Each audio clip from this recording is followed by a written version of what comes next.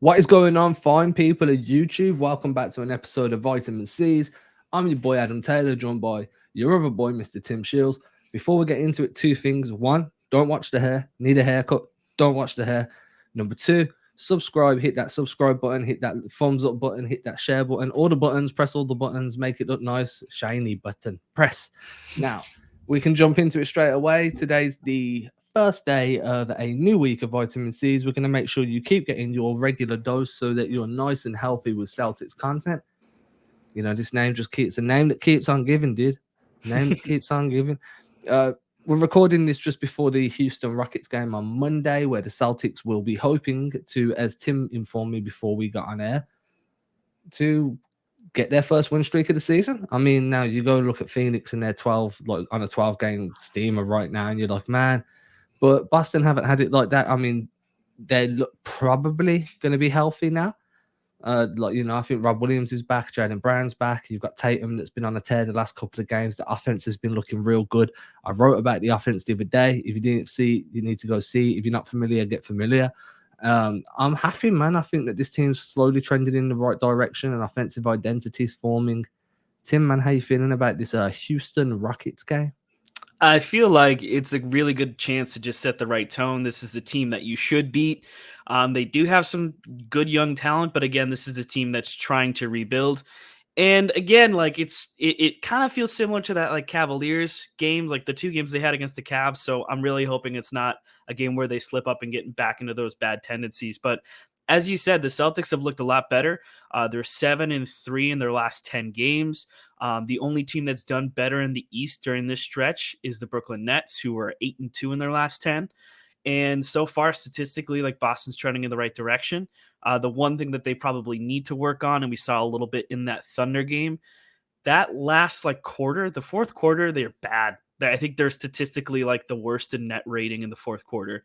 So they need to finish games Makes a me little bit sad. better. Yeah, I mean, it definitely makes me sad, especially when Makes you me think about sad. like Isaiah Thomas, right? Like I think of like, oh, King of the Fourth. Like I want some of those vibes again. I want someone to come in and be that closer. So then again, though, with Jaylen Brown coming back, I do feel a little bit more comfortable, especially with the stretch of play we've seen from Jason Tatum. I for one, am really excited about that. So, like, first thing I've done while you've been talking is I've loaded up the NBA injury report for the day, and this gets updated every hour on the hour. So, what I'm about to read out is the most up to date information with injuries that is available to the public. Jaylen Brown, available. Romeo Langford, available. Josh Richardson, questionable. Dennis Schroeder, probable. Robert Williams, probable. For the Rockets, no Usman Garuba. I like Usman Garuba, good defensive presence. I feel like he's a little bit more of a bit more of an athletic Grant Williams type guy, probably a little bit better defensively. He's out of the game anyway. Deshaun Nix out of the game. He's on his two-way contract. He's been assigned to the G League for Houston. And then the big one, the guy that I think is a really, really, really good scorer who's questionable is Kevin Porter Jr. Now, Kevin Really? Porter Jr., yeah, he's questionable for tonight's game. I think he's been out for a few games now, so I don't expect him to play. If he does, I don't think it'll be like consistent minutes. But that's a big loss. I mean, Houston are really struggling right now. If I remember correctly, I think they've only like Houston Rockets scheduled. Let's see. The Rockets have only won once in 16 attempts. So they're not exactly a good team. They're actually a very, very bad team, if we're being fair. I mean, look, man, Jalen Green's been good. Last game he played, he had 16 points, 2 assists, 2 rebounds in 36 minutes. Christian Wood is going to make sure that they're keeping the offense spaced out. He's also quite good at slipping screens. He's quite athletic. And then obviously the return of Daniel Tice. We all love a little bit of Daniel Tice. So we can be happy there, but I just don't think this team should be giving the Celtics any problems. From a team sheet talent standpoint, the Celtics should dominate. The biggest thing I have is in recent months, going back to last season, and even as recently as the game against the Oklahoma City Thunder, the Celtics played down to their competition. They play up to their competition. They played down to their competition. And this is going to be another one of those games. I know that in the media room afterwards, after the Celtics beat the Thunder, on those post-game presses, the word trap game got thrown around quite a bit. Everyone was saying, yo, this was kind of a trap game. You know, you come out beating the Lakers, then you go up against the Thunder. If you were going to slip up somewhere, this is probably going to be where it is. I think this is another one of those trap games. Houston have got nothing to lose, especially without Kevin Porter Jr. That's probably one of their best scorers, if we're being honest. Their defense, I mean, Houston's defense is just non-existent, but they've got nothing to lose in this game. And so I think the Celtics are going to have to come out and be really, what's the word I'm looking for? Really committed to executing their game plan consistently for the full 48. Otherwise, you might just find that you're chasing a game against the Rockets team that really, really, really want to get off just one win. Yeah, and I think the perfect example of this, when you talked about the injury report, I saw it yesterday and everyone was listed as probable. And I was like, this is the first time ever I've seen a list like that's had a bunch of names on it and they're all listed as probable. Granted, it looks like Josh Richardson might not play due to some non-COVID related illness, but the fact is you're finally going to have Rob Williams back. It sounds like he's not going to get a minutes restriction. You're going to have Jaylen Brown back in the fold. And you've got those two guys alone are massive pieces that you are missing. It's part of the reason why you lost to Atlanta. That and the fact that you couldn't, throw the ball and hit water in the ocean. Like you have to be shooting consistently. And I think this is another thing where the Celtics started to make things easier for themselves. You saw it in that Lakers game. 56 points in the paint is not a laughing matter. They got 15 second chance buckets, which means that they're getting offensive rebounds. They're fighting for the ball. You need to see that same hustle, and you need to see it for a full 48, regardless of what your opponent is. Like if you're going against a team like Houston, like there's a chance to really like make a statement here, get your first win streak of the season, and just keep rolling. Like you need to keep rolling. The East right now is kind of just a crapshoot. Like you look at like seeds probably like 6 through the bottom, and everyone's pretty close. And there's a couple teams in the bottom that like you would.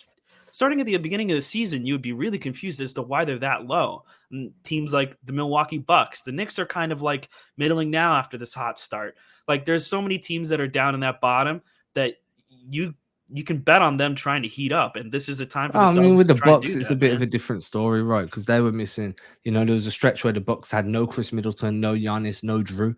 True. And that was a good like 6, 7, 8 game stretch. So they've got a reason to be where they are in the standings. New York, on the other hand, are struggling.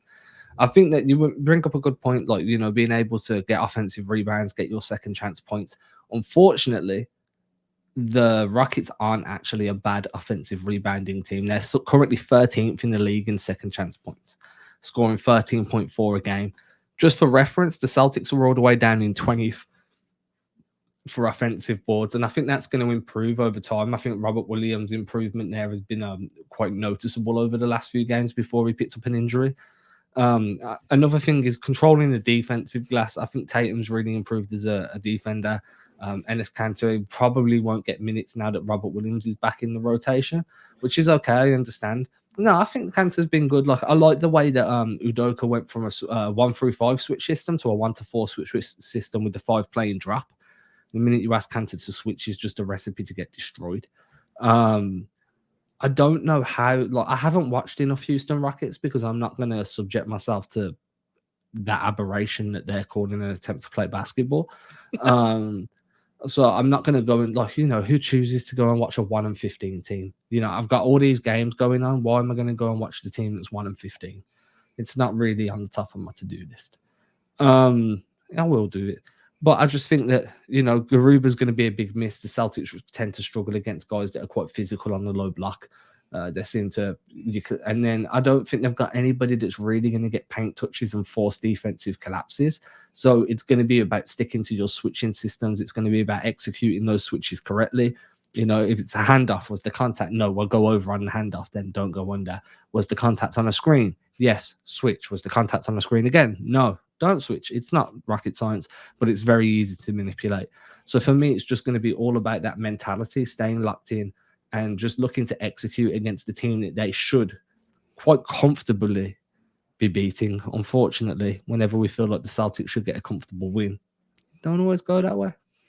It kind of feels like you can't be comfortable at all. And this kind of tracks back to last season, too, where you saw them struggle to close out games.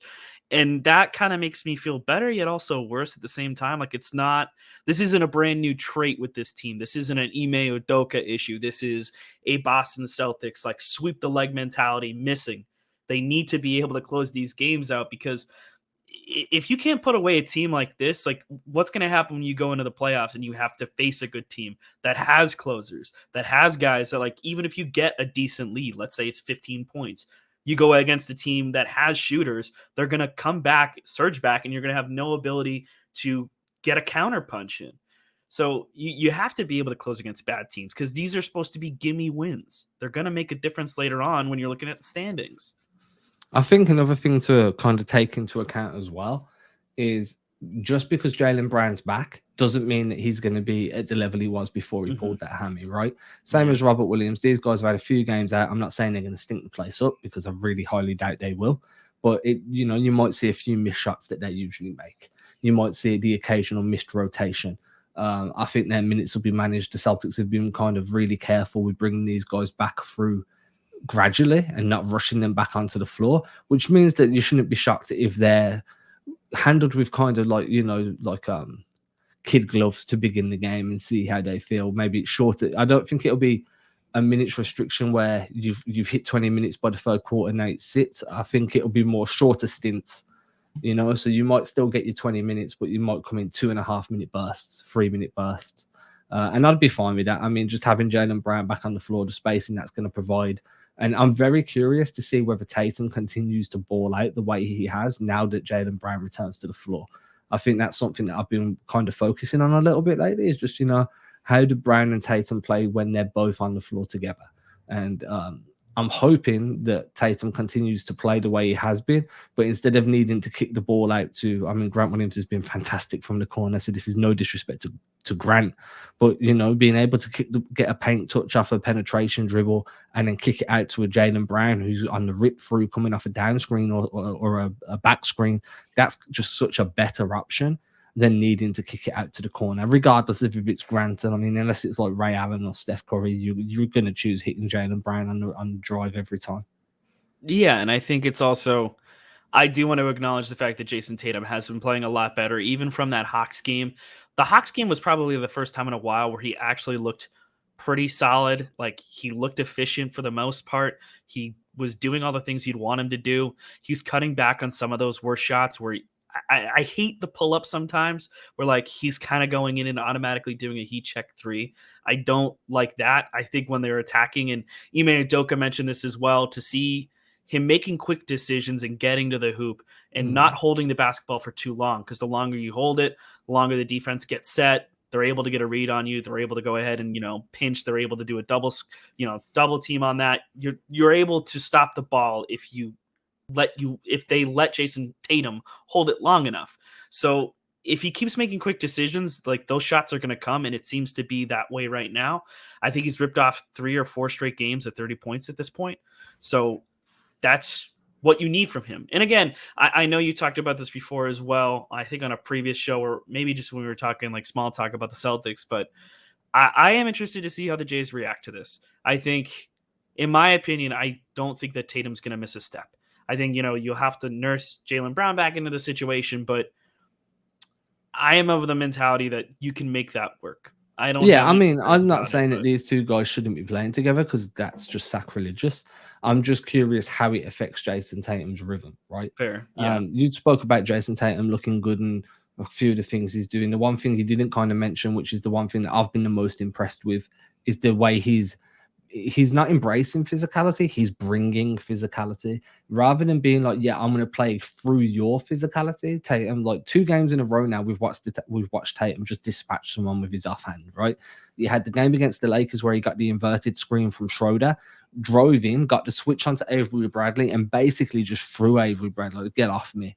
And then, got the easy bucket. And then we had the game against the Thunder, where Tatum just dropped his shoulder and got it into Lou Dort and basically sent Lou Dort 3 or 4 feet away. Perfectly fine, under the new rules, it's a basketball movement, it's acceptable. But the space creation just off using those muscles and playing a little bit of bully ball, it's a big change in Tatum. And I think that his mentality to be physical himself, to use his size and his length more, and really kind of create space himself through physical actions, That's coincided with his better scoring nights. And Tatum is a rhythm scorer, so getting him going around the rim and in the lane is always going to lead to better shot attempts, more fluid shot attempts from three.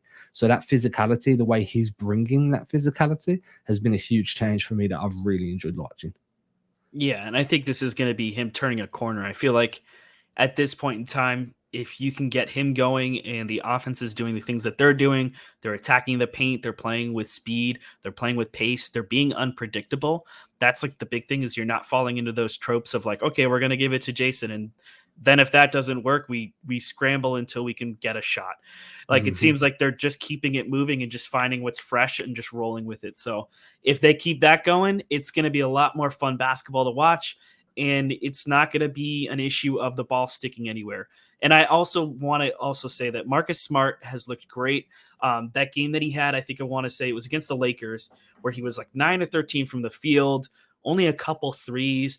Mainly, he was taking the ball in the paint. He was kind of the one who led that attacking front, like getting into the paint, getting to the basket. As soon as he realized like they could attack the paint and face little to no resistance, Boston just kept pounding the paint that night. So I want to give a shout out to Marcus Smart for that because I think if he continues on that pace, he's going to be the perfect fit in that starting lineup. As soon as he keeps attacking the paint like that, it's just perfect. I love the physicality there. Yeah, I think the Celtics in general as a unit have been more physical. A lot of screening actions, which generally mean that you're playing a physical brand of basketball. I'm all for it. A lot of back screens. And I'm going to end on this. I really like the way Udoka's using Jason Tatum in Spain pick and roll sets, but the ball doesn't find Tatum. Tatum's just, setting that back screen, popping out, and is the decoy to allow that driving lane to open up for because you'll have someone roll to the rim, Tatum will pop out, and then what's happening is the ball's going out to the wing, whoever rolled to the rim ceiling, and there's just this open driving lane. Dennis Schroeder's been feasting off those sets. If you follow me on Instagram, you would have saw me highlight that a few days ago. If you don't follow me on Instagram, I don't know what to tell you. You should be. You can see it's on the screen right now. Instagram, TikTok, Twitter, YouTube. You're watching on YouTube, you found us here, so you know.